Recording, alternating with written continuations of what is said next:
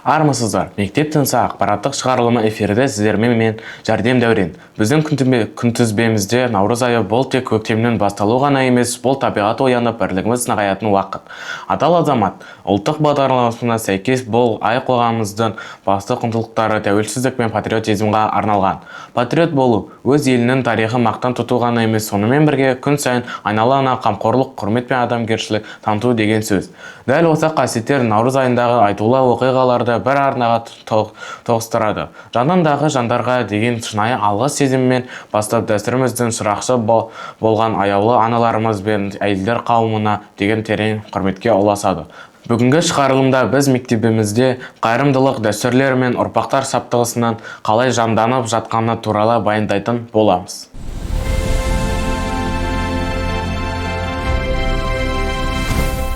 Көктемнің алғашқы күні елімізде бірлік, мейірімділік және өзара қолдаудың символына айналған ерекше мерекемен аталып өтеді.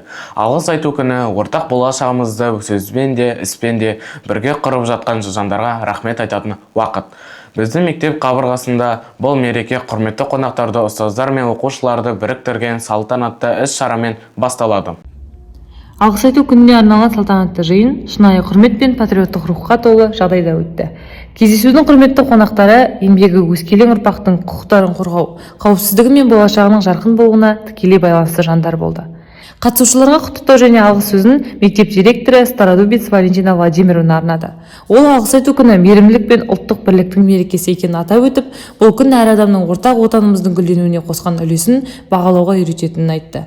Валентина Владимировна құрметті қонақтардың жас ұрпақты тәрбиелеудегі ерекше рөлін атап өтіп, мектеп бастамаларын көп жылдан бері қолдап келе жатқандықтары үшін ризашылығын білдірді. Бұл күні мектеп меценаттары Ижанова Әсел Амангелдиевна мен местный Владимир Васильевичке ерекше назар аударылды. Олар бейжай қарамай риясыз қолдау көрсетіп, оқушыларымыздың таланттарын дамытуға және мектеп ортасын жақсартуға үлес қосып жүрген жандар. Сондай-ақ Бәйтерек ауданы прокуратурасының өкілдері Менлебаев Алмас Базарханович пен Зағурбек Бағдаулет Сүйіндіұлы және кәмелетке толмағандар іс жөніндегі инспектор Гусейнова Севда Майылқызының атына да терең алғыс сөздері айтылды. Олардың балалардың құқықтарын қорғау және құқықтық тәртіпті қамтамасыз ету жолындағы күнделікті еңбегі әрбір оқушының тыныштығы мен қауіпсіздігінің кепілі болып табылады. Осындай мамандардың кәсібилігі мен тәрбиелік мәселелерге көңіл бөлуінің арқасында жастар арасында жоғары құқықтық мәдениет пен ел болашағына деген жауапкершілік қалыптасып келеді. Жастар тәрбиесіне қосқан үлесі мен жемісті ынтымақтастығы үшін қонақтарға мектеп әкімшілігі атынан алғыс хаттар табысталды. Іс-шараның ресми бөлімі оқушылардың музыкалық нөмірлері мен шығармашылық өнерлерімен жарқын аяқталды. Бұл көріністер тағы бір рет алғыс айта білу күшті әрі асыл тұлғаның белгісі екенін еске салады. Көктемге мерекелер тақырыбын жалғастыра отырып, біз мектептің акт залында өтіп жатқан ерекше мерекелік атмосфераға назар аударамыз. Халықаралық әйелдер күні қарсаңында ең кішкентай оқушыларымыз бізге өмір сыйлап, шексіз мейірім мен махаббат сыйлайтын жандарға арнап ерекше сый дайындады. Бастауыш сыныптарда өткен аналар мен әжелерге арналған мерекелік концерт көктем мен таланттың шынайы мерекесіне айналды. Кішкентай өнерпаздар үлкен толқу мен ықыласпен әрбір нөмірі жылылыққа толы бағдарлама дайындады. Сахнадан ана туралы әсерлі әндер шырқалып, көрермендерді бірде күлдіріп, бірде қуаныштан көздеріне жас алдырды. Лирикалық нөмірлерді жарқын әрі көңілді билер алмастырып, бүкіл залға қуат пен көтеріңкі көңіл күй сыйлады. Залдағы шынайы күлкілерге қарап, ұрпақтар сабақтастығы мен отбасы жылуы сияқты сәттердің қоғамымыздың берік негізі екенін түсінесің. Бұл концерт жай ғана шығармашылық есеп емес, ең қымбат жандарға шынайы махаббаттың көрінісі болды. Көктемгі әндер мен билерден кейін біз маңызды ғылыми жаңалықтар мен педагогикалық ізденістерге назар аударамыз. Бүгінгі заманауи мектеп тек мерекелер өтетін орын ғана емес, сонымен қатар ең батыл білім беру технологиялары енгізілетін алаң. Оқушыны формулаларды жай ғана жаттауға емес, оларды өмірде қолдана білуге қалай үйретуге болады.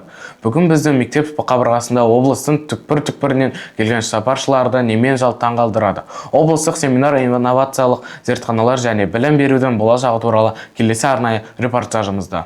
11 наурыздың таңы көшеде көктемгі суық әлде сақталып тұр, бірақ біздің мектепте химиялық реакциялар қызып тұр және климаттың өзгеруі туралы пікірталастар айтылуда. Жоқ, бұл сынақ емес. Бүгін Калин мектебі сарапшылар арасында негізгі алаңға айналды. Біз функционалдық сауаттылық бойынша аумақты семинар өткізіп жатырмыз. Егер сіз мектептек формулаларды жаттаумен шектеледі деп ойласаңыз, бәйтерек ауданының мұғалімдері дауласа алады. Семинардың ең әсерлі бөлігі ашық сабақтар сериясы болды. Бұл әдеттегі кітапты ашып оқыңыз тәсілі емес. Мұғалімдер күрделі теориялардың қалай практикалық дағдыларда айналатынын көрсетті. Химия сабағында 7-ші сынып оқушылары формулаларды ынтамен шешіп, валенттіліктің тек сандар ғана емес, бүкіл әлемнің құрылысының логикасы екенін дәлелдеді. Биология сабағында 8-ші сынып оқушылары адам денесінің қыр-сырын терең зерттеп, гормондар мен мәдениеттерінің өмір сапасына әсерін зерттеді. Ал география карталарында әлдеқайда асып түсті. Оқушылар мәдени аймақтарды және халықтың діни құрамын талдап, қазіргі әлемнің әртүрлі түсінуді және қабылдауды үйренді. Семинардың екінші бөлігі нағыз идеялар шеруіне айналды. Онда тәжірибелі мұғалімдер өздерінің шеберлік құпияларымен бөлісті.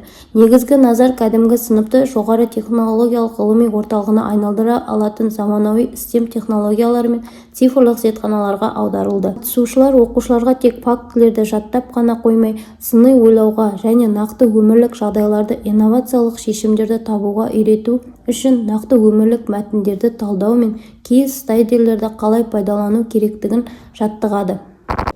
Жанар Наурызбайқызы, бүгін біз көптеген цифрлық инновациялар мен STEM жобаларын көрдік. Сіздің ойыңызша, жасанды интеллект жақын арада зертханадағы мұғалімдерді алмастыра ала ма, әлде мұғаліммен тікелей эксперименттер әрқашан маңызды бола ма?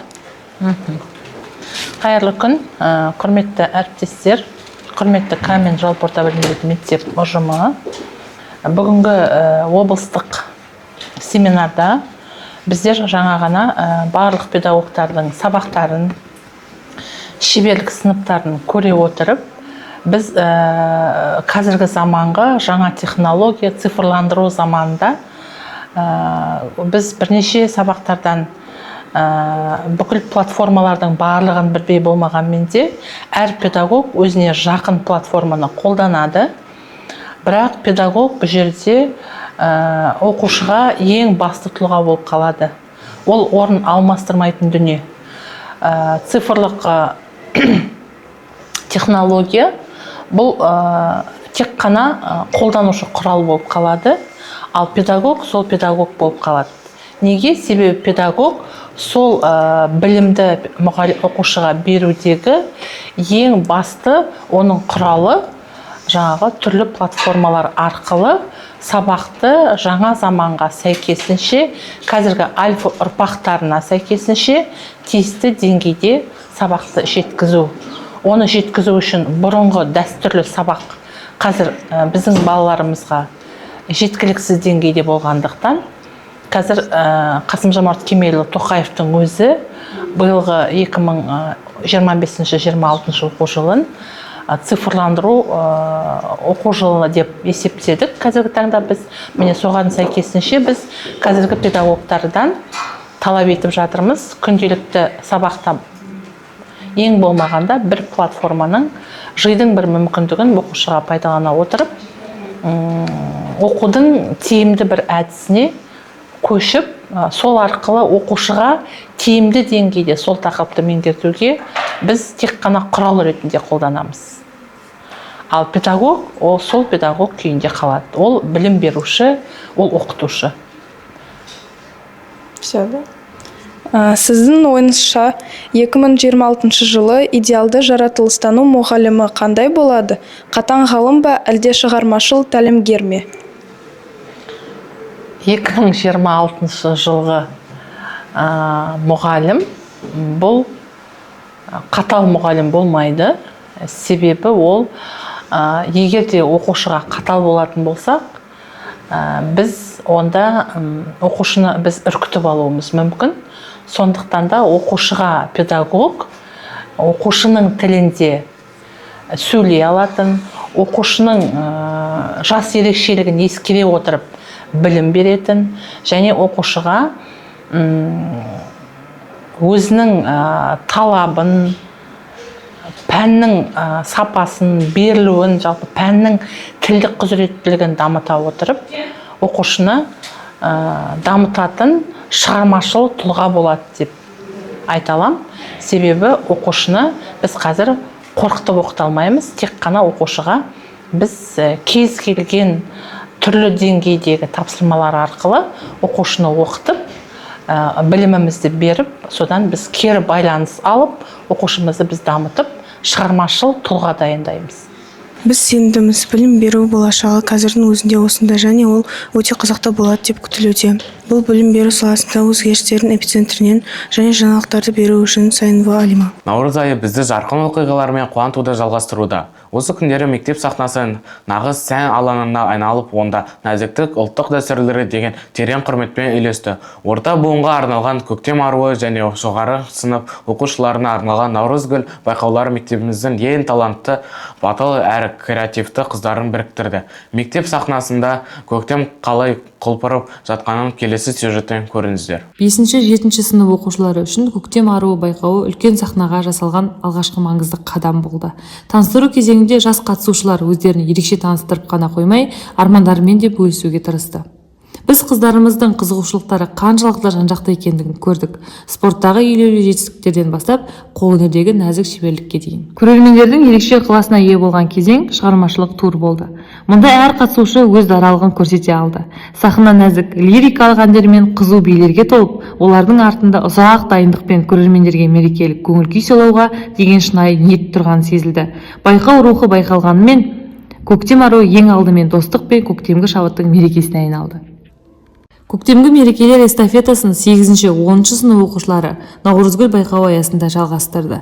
Іс-шара бағдарламасы әр қатысушыға өзінің шығармашылық әлеуетін ашып, рухани құндылықтарға деген адалдығын көрсетуге мүмкіндік берді. Күнтізбеде көктем демек сұлулық, талант пен ұлттық дәстүрлердің уақыты келді. Дәл қазір 8 және 10 сынып оқушылары арасында ең көп күтілетін байқаулардың бірі Наурызгүл аруы басталуда. Бағдарламада өте ауқымды өзін-өзі таныстырудан бастап, ұлттық киіммен шығатын финалдық кезеңге дейін. Олай болса, бәрі қалай өтіп жатқанын бірге тамашалайық. Бірінші кезең төлқұжат, яғни таныстыру. Мұнда тек өз есіміңді атап қою жеткіліксіз. Небәрі 2 минуттың ішінде өзіңнің мінезің мен қызығушылықтарыңды ашып көрсету маңызды.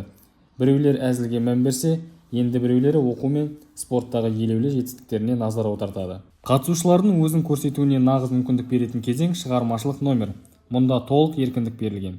Біз нәзік лирикалық әндерді де, жалынды билерді де, тіпті шағын театрландырылған қойылымдарды да тамашаладық. Аруларымыз талантты жанның барлық салада талантты болатынын дәлелдеуде. Мерекенің шарықтау шегі ұлттық киімдер дефилесі. Бұл жай ғана сахнада жүріп өту емес, нағыз сұлулық пен дәстүрге деген құрметтің көрінісі. Сәукеле, кестеленген камзолдар, әшекей бұйымдардың жарқылы сахнадан көз алу мүмкін емес.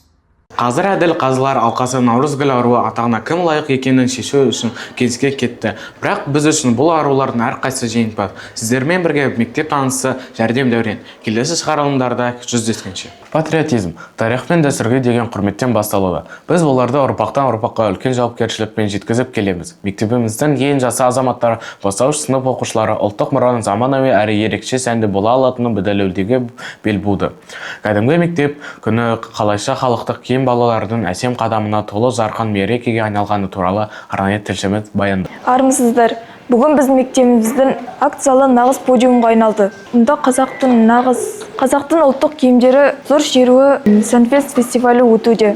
Бірінші сынып оқушыларының нық басып келе жатқан сәттері. Кестелі қамзолдардың жақындан түсірілімі, әшекейлердің жылтыры, бөріктердің жұмсақ жиектері бей қимылдары. Сәнфест. Бұл жай ғана дефиле емес, бұл өз тамырына деген шексіз сүйіспеншіліктің белгісі. Әр сынып сайысқа 100% дайындықпен келген. Біз алтын жіппен жерленген классикалық қамзолдарды да, заманауи үлгідегі стилі киімдерді де көріп тұрмыз. Кішкентай сәнгелері өздері нағыз кәсіби мамандарды нық ұстайды. Көптеген бірінші сынып оқушылары үшін бұл үлкен сахнаға алғаш рет шығуы. Бірақ олардың толқынысын тек жүздеріндегі күлкісінен ғана байқауға болады. Ата-аналар мен ұстаздардың еңбегі ерен. Әр оюдың өз мағынасы бар. Ал салмақты білезіктер мен нәзік шолпылар көрерменнің көз жауын алады. Маған өзімнің кажакай ұнайды. Кажакай көк түсті. Ода қазақ халқы ою өрнектері бар. қыздың әдемі суреті бар. Менің ұнайтым тақия.